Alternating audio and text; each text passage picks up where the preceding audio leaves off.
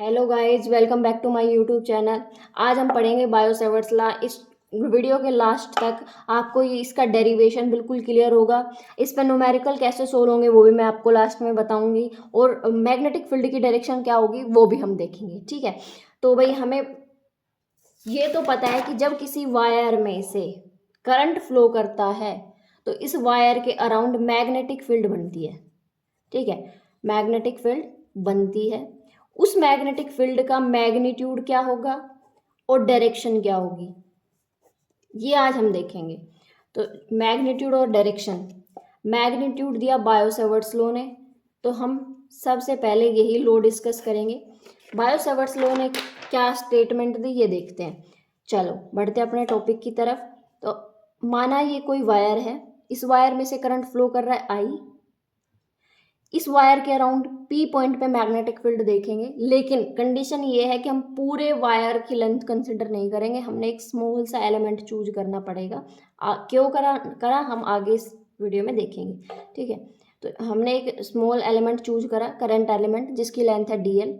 इस डीएल की वजह से, स्मॉल करंट एलिमेंट की वजह से मैग्नेटिक फील्ड पीक पे कितनी बनेगी वो देखते हैं।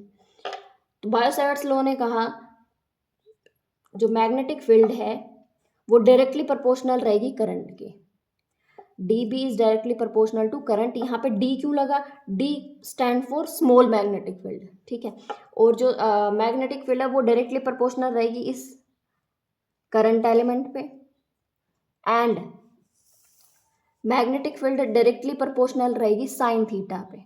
थीटा क्या है? थीटा एंगल है करंट एलिमेंट और पी पॉइंट की डिस्टेंस के बीच का है। ठीक है, तो d B is directly proportional to sine theta, और जो मैग्नेटिक फील्ड है वो इन्वर्सली प्रोपोर्शनल रहेगी इन दोनों की डिस्टेंस पे, कि आपका जो लेंथ एलिमेंट है वो और ये पी पॉइंट कितने डिस्टेंस पे है, तो इन्वर्सली प्रोपोर्शनल रहेगी डी बी आर स्क्वायर के। डन। जब मैं इन तीनों चारों इक्वेशन को कंबाइन करती हूँ तो d B is directly proportional to I d l sine theta upon r square. Proportionality जब इक्वल टू में बदलता है तो कांस्टेंट आता है के, तो इक्वेशन बन गई आपकी d B is equals to k I d l sine theta by r square. और जो ये प्रोपोर्शनैलिटी कांस्टेंट है आपका के, ये डिपेंड करेगा कि पी पॉइंट और डी एल इनके बीच में मीडियम क्या है। और अगर एसआई सिस्टम में देखें तो एसआई सिस्टम के अंदर के का वैल्यू होता है म्यू नॉट अपॉन 4 पाई। म्यू नॉट यहाँ पे मैग्नेटिक परमिएबिलिटी है, मैग्नेटिक परमिएबिलिटी,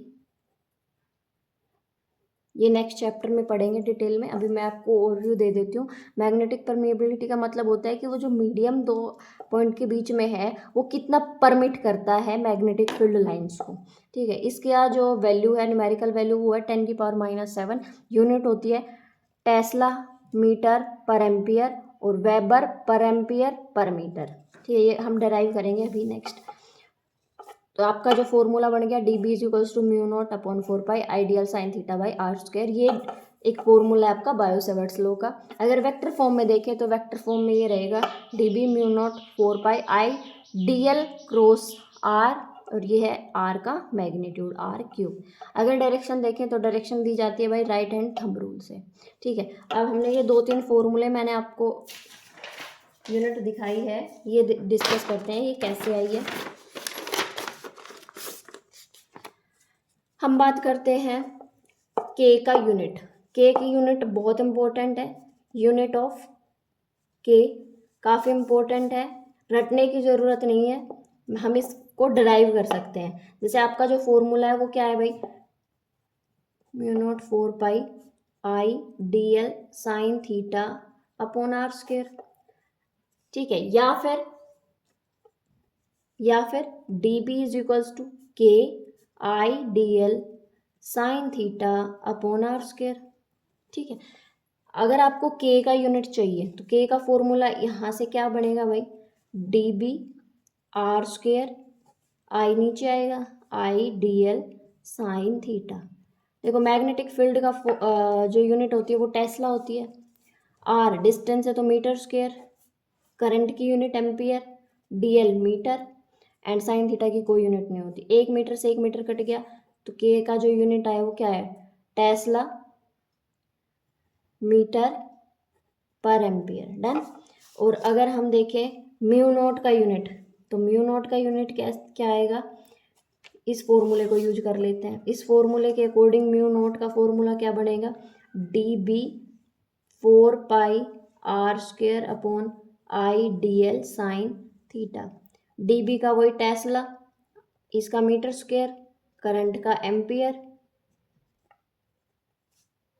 ठीक है, तो ये टेस्ला मीटर पर एम्पियर। डन। Thank you. कल हम इस टॉपिक पे न्यूमेरिकल सोल्व करेंगे। अगर वीडियो पसंद आई हो तो लाइक करें, कमेंट करें, चैनल को सब्सक्राइब करें। मिलते हैं कल एक नई वीडियो के साथ। बाय।